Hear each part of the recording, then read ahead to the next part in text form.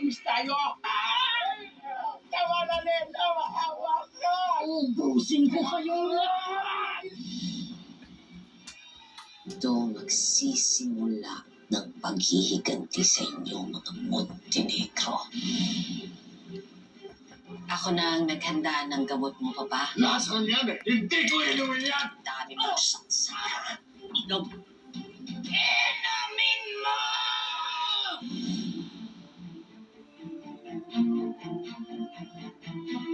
Takot bang sumugal ang mga buyer natin? Eh kung gamitin kaya natin ang pangalan ng mga kabalyero, palabasin natin na ipinagpatuloy pa rin ang negosyo nila. Pero Tanggol, kapag nalaman nilang may nabubuhay pang kabalyero, eh baka tayong balikan dito. Bibiro, magkaroon ng kaaway. Pati pamilya mo, isa-isahin.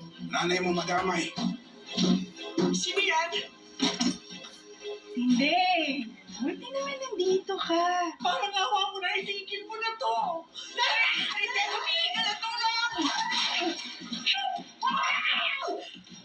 Sa mundo na pinasok natin, hindi mawawala mga kalaban natin. Kaya dapat, lagi tayong handa. Sa akin lang si Igor!